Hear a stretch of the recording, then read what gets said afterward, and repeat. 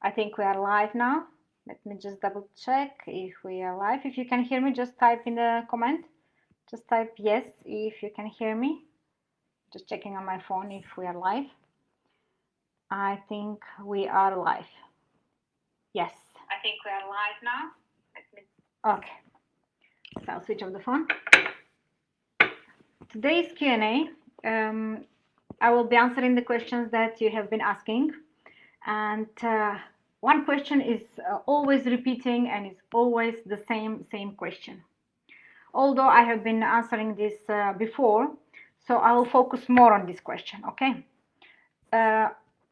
When joining this group, there is a question there, do you experience any gut problems? And explain. So most of the people are writing this question. So are writing that they have bloating, acid reflux, burning in the stomach or pain, mouth burning, coating in the tongue, and that's repeating over and over again. Okay, so we need to elaborate more about this. So what does it mean you have acid reflux? You feel that you have acid. So what does it mean? Do you have more acid in your stomach or you have less acid? So what do you think? Write in the comments. I want to know if you know the correct answer. Okay. So let's see. The pH in the mouth is around 6 and 7. So it's close to neutral. So neutral is 7. Everything which is above 7, 8, 9, 10, it's alkaline. 7 is neutral and below 7 is acidic environment. Okay. So we have in the mouth 6 to 7. Then we have in the stomach very acid, 2, 3, which is very acid. Then again we have in the intestines 6 and 7. Okay, so when the fungi lives in the slightly acidic environment.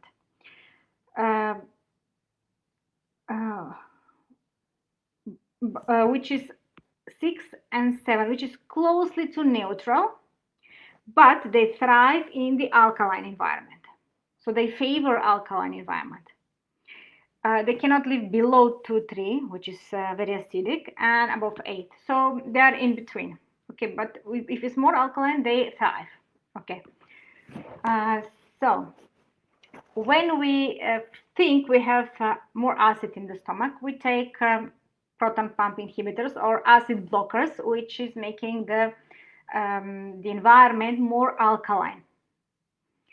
And what we make this fungi to overgrow. So most of the people who have acid reflux, who have problem with this acidity, they have fungal overgrowth.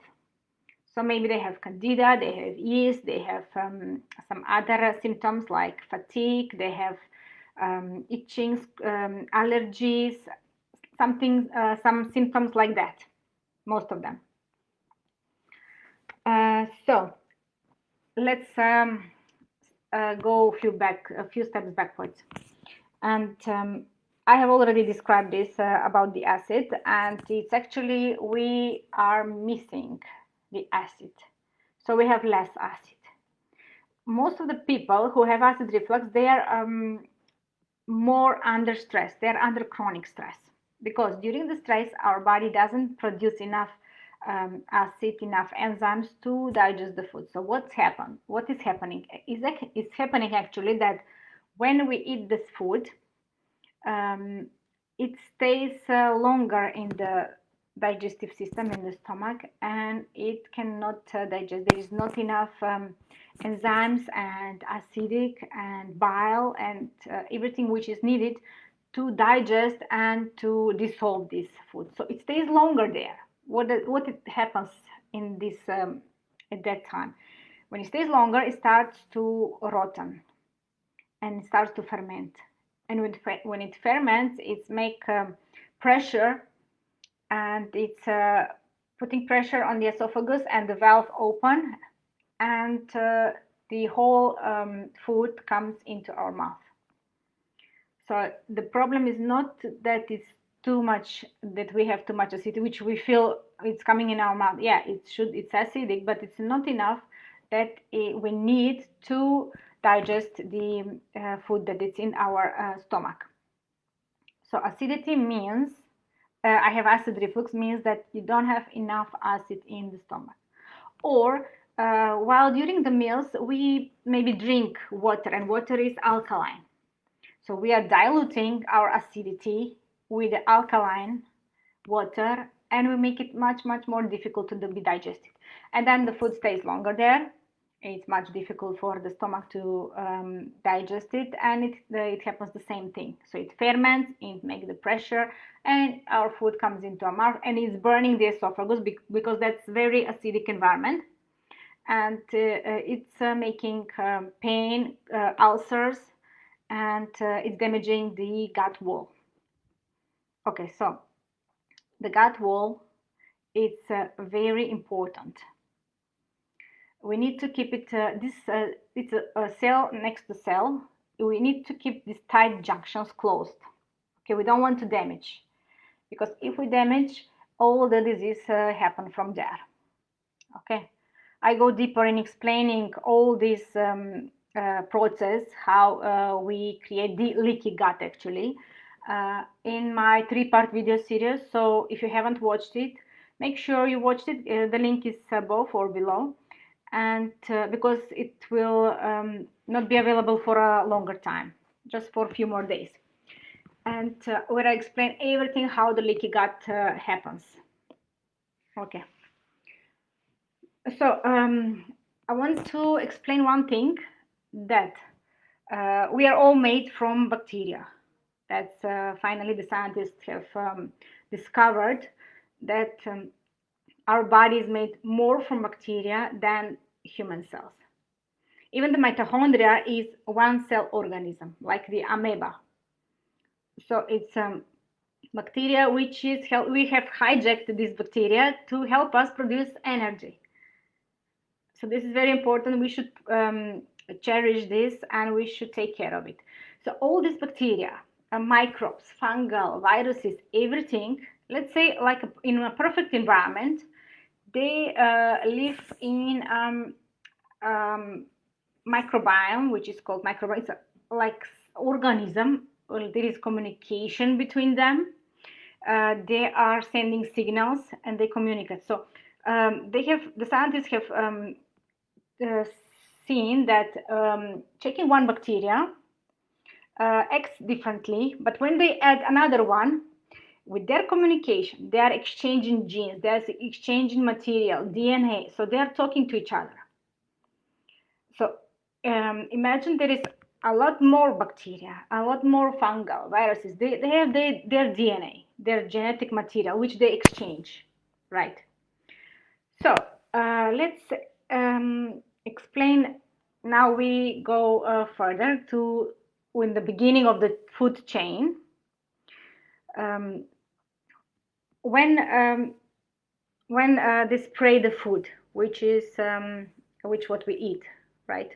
When they spray the food, the aim of these chemicals, pesticides, herbicides, is especially the Roundup.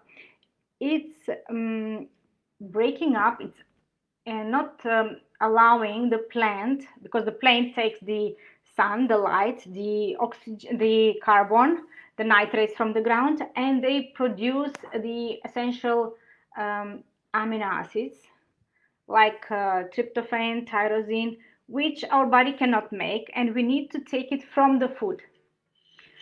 So imagine that this process is cut. So this communication between bacteria to produce these amino acids, it's torn apart.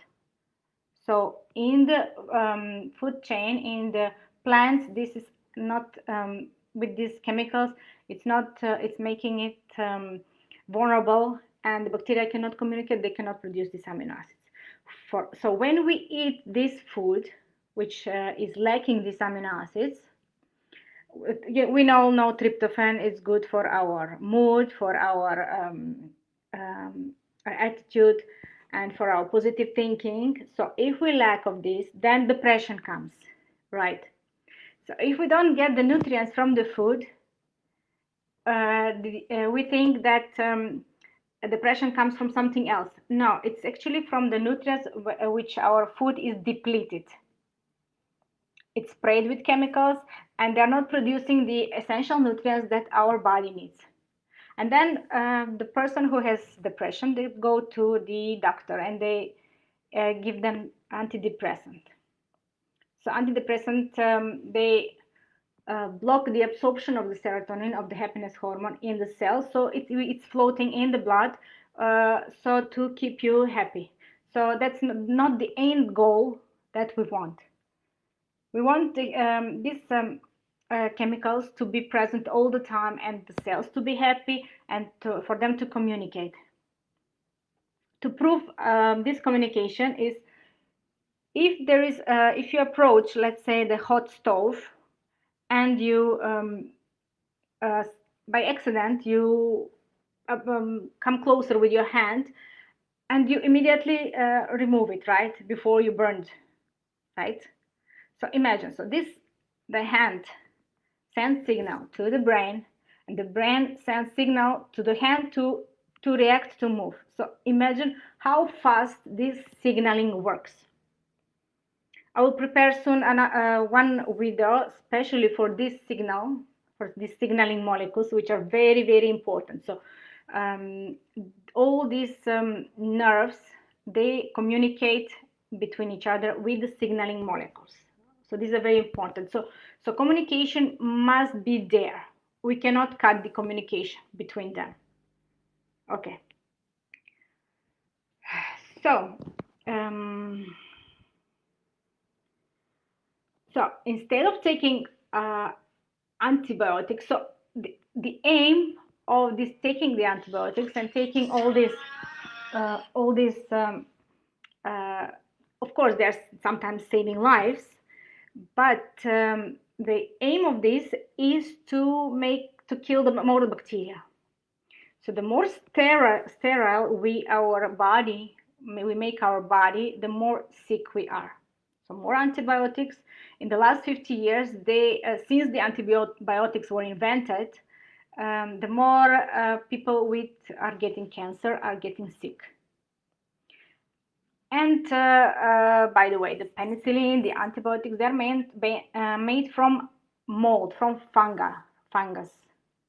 So the more we are taking them, so we make bigger disbalance in our body, in our intestines, and we let more fungus to overgrow, and more allergy happens. So I'm really shocked when I hear so many kids have allergies, asthma, food intolerance. They're all the kids who should be more resilient, who should be our future, who should have better health than us. They're having worse health. So we must focus on the beginning, on the food chain. Okay, so we are destroying our communication, our balance in our body.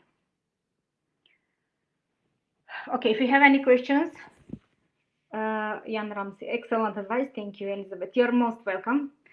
So if you have any questions, just write below. I will try to answer as soon as I can. Okay, so we can go now to the second question, which is about the heart, the function of the heart. So the heart, my heart is not working properly. It's not producing electricity, it's not producing energy. So the energy is produced in mitochondria, we know. So mitochondria are the energy producing cells. And the most mitochondria we have in the cells of our brain. It's 5,000 in one cell in our brain. And second is our heart muscle, which has 2 million is in our brain cells, and 5,000 in our heart muscle. So in our brain is 2 million in one cell, mitochondria. They're producing energy. And what are mitochondria? They are bacteria. And we need to make their environment happy. Like they take the nutrients, they digest the nutrients, they take the oxygen, then they take the nitrogen, the carbon, and everything. With that they produce energy. They produce ATP, which is the energy of our cells. Okay, so they produce it in between the two membranes, and the membranes are made of fat. So we need fat for our mitochondria to be working. And in an ideal environment, if there is a balance in the microbiome, so if we give enough nutrients to the cells, and the mitochondria will take and produce energy. So let's say for 1 unit of food, we bring energy for 1 unit. So we need mitochondria to produce energy same as 1 unit energy, right? But if the mitochondria is producing 0.7, let's say, so that means the rest of the energy is going to fight inflammation, right? Because mitochondria is very smart. If there is inflammation going on, they cut the energy production, and they focus more on reducing the inflammation in the body. So that's why people feel fatigue, less energy. So mitochondria is producing less energy. That means there is inflammation going on in the whole body. And we know our immunity, 70% of the immunity is behind the wall of our intestines. And there are the intestines lymphatic cells, which are the first defense. So if we damage our gut lining, if we damage with the toxins, with this fungal overgrowth, and the communication is not there, and then these toxins are caught in these receptors of the gut cells, and the zonulin is produced, and then the tight junctions open and bigger molecules going, and the toxins going, and the bacteria, which shouldn't be going in the blood, where it causes our immunity to react, to respond, and it causes inflammation in all our body. Okay, so I hope that you get the whole picture. So it's not like, okay, let's just take this medicine, or let's just take these antibiotics, or soda bicarbonate to kill the acid in our body. That's not the solution. So we need to reestablish the balance in our microbiome, the communication. So this is done by cleaning our diet, reducing our stress, exercise also, clean air, clean food, and bring the good bacteria inside. So they will all keep everybody in check. So they communicate. So let's give you an example. For example, if one person lives alone, so there is no communication in its environment. He is alone in a maybe bad environment, in a poor environment. There is not enough good people. There is nobody there, no food to eat, nothing to do, and they will fall in depression, right? And this person maybe he will make suicide, right? So very important is the environment where we live. Same for our cells. Our cells are the bacteria which communicate with each other. If they have happy environment, healthy environment, then they will make the host healthy and happy. So I hope I have answered these 2 questions. If you don't see your questions answered, please write it below, send me a message, and I will try to answer it in my next Q&A. Okay, so see you next time. I hope you find this interesting and you learned you get the big picture, and to know how to restore the balance, restore the communication between our cells and the whole microbiome that lives in us.